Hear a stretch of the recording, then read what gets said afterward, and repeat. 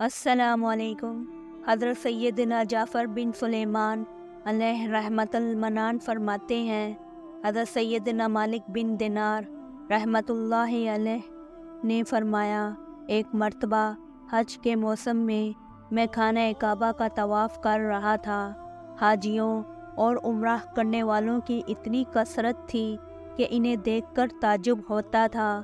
میرے دل میں یہ خواہش ابھری کہ کاش کسی طرح مجھے معلوم ہو جائے کہ ان لوگوں میں سے اللہ عز و جل کی بارگاہ میں کون مقبول ہے، تاکہ میں اس کو مبارکباد دوں، اور جس کے بارے میں معلوم ہو جائے کہ یہ مردود ہے اور اللہ عز و جل کی بارگاہ میں اس کا حج قبول نہیں، تو اس کو نیکی کی دعوت دوں اور اس کے لیے دعا کروں۔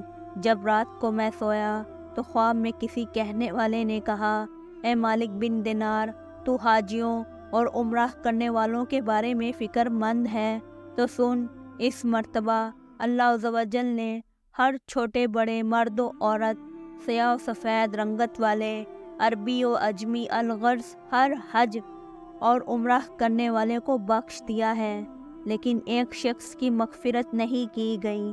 اللہ عز و جل کا اس شخص پر بہت زیادہ غضب ہے اور اللہ عز و جل اس سے ناراض ہے۔ اس کا حج قبول نہیں کیا گیا بلکہ اس کے منہ پر مار دیا گیا ہے۔ حضرت سیدنا مالک بن دینار رحمت اللہ علیہ فرماتے ہیں، اس خواب کے بعد میری جو حالت ہوئی اسے اللہ عز و جل ہی بہتر جانتا ہے۔ میں نے یہ گمان کر لیا کہ وہ مرغوب شخص شاید میں ہی ہوں اور اللہ عز و جل مجھ سے ناراض ہے۔ میں بہت پریشان رہا، سارا دن اسی غم اور فکر میں گزر گیا۔ پھر دوسری رات تھوڑی دیر کے لیے میری آنکھ لگی تو پھر مجھے اسی طرح کا خواب نظر آیا اور ایسی ہی غیبی آواز سنائی دی۔ پھر کہا گیا، اے مالک بن دینار، تو وہ نہیں جس کا ذکر کیا جا رہا ہے، بلکہ وہ تو خراسان کا ایک شخص ہے جو بلخ شہر میں رہتا ہے۔ اس کا نام محمد بن ہرون بلخی ہے۔ اللہ عز و جل اس سے شدید ناراض ہے، اس کا حج مردود ہے اور اس کے منہ پر مار دیا گیا ہے۔ حضرت سیدنا مالک بن دینار رحمت اللہ علیہ فرماتے ہیں، میں صبح خراسان سے آئے ہوئے حاجیوں کے قافلے میں گیا، انہیں سلام کیا اور ان سے پوچھا، کیا تم میں بلخ شہر کے حجاج موجود ہیں؟ انہوں نے کہا، ہاں، ہم میں بلخ کے کئی حاجی موجود ہیں۔ میں نے پھر پوچھا، کیا تم میں کوئی محمد بن ہرون بلخی ہے؟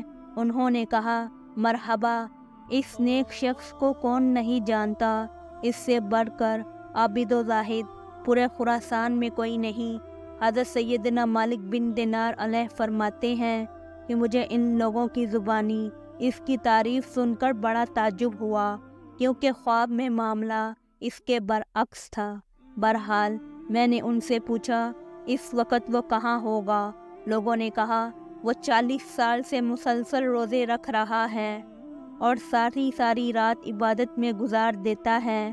اگر تم اسے تلاش کرنا چاہتے ہو تو مکہ مکرمہ کے کسی ٹوٹے پھوٹے مکان میں تلاش کرو، وہ ایسی ہی جگہوں میں قیام کرتا ہے۔ ان لوگوں سے یہ معلومات حاصل کرنے کے بعد میں مکہ شریف کے ویران علاقے کی طرف گیا اور اس ابن ہرون کو ڈھونڈنے لگا۔ بالآخر ایک دیوار کے پیچھے میں نے ایک شخص کو دیکھا۔ میں نے جان لیا کہ یہی ابن ہرون ہے۔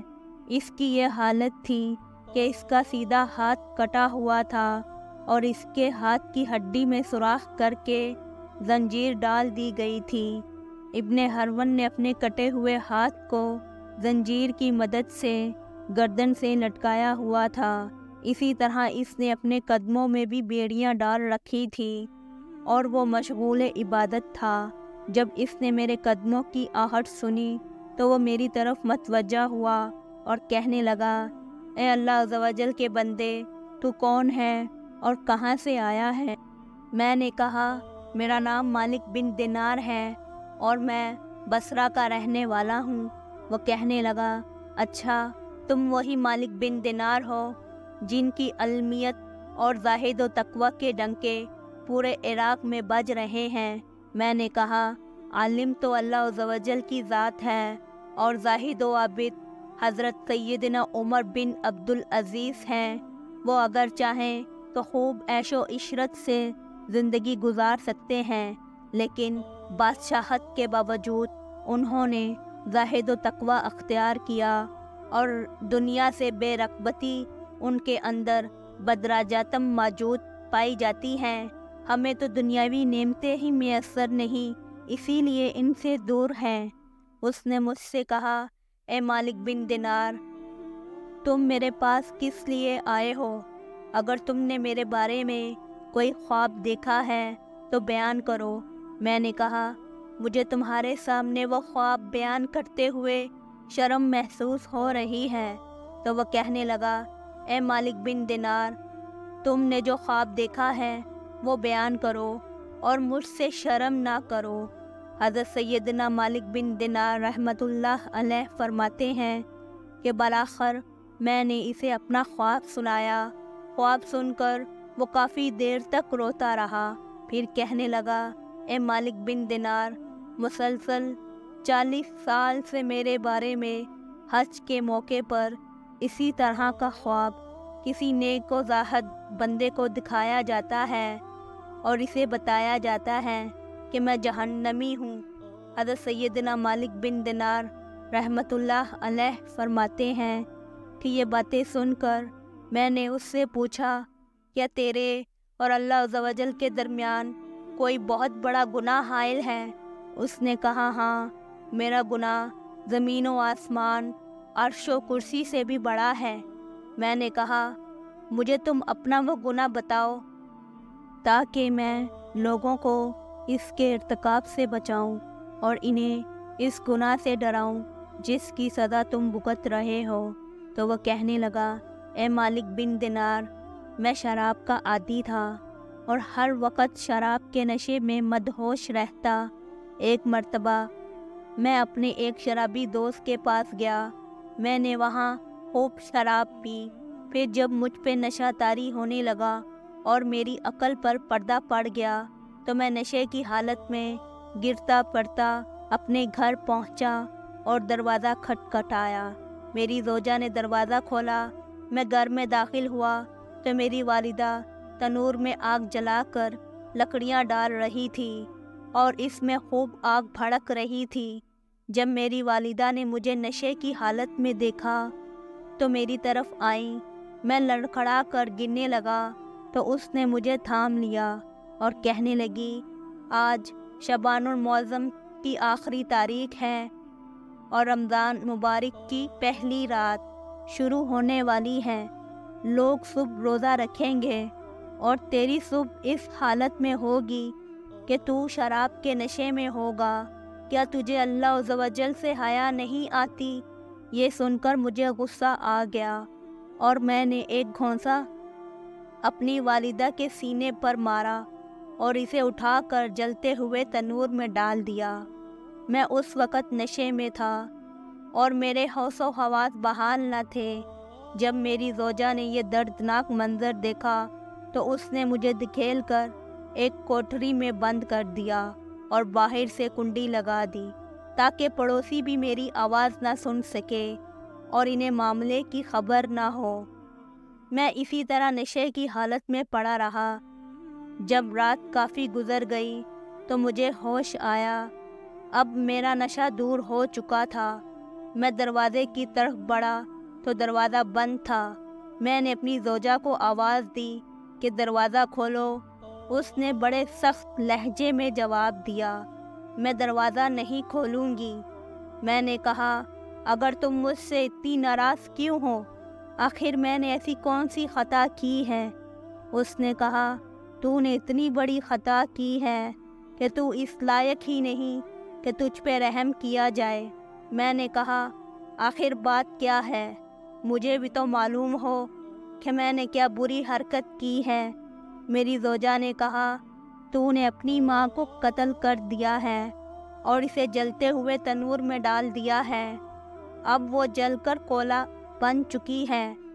جب میں نے یہ بات سنی تو مجھ سے نہ رہا گیا اور میں نے دروازہ اکھاڑ پھینکا اور تنور کی طرف لپکا۔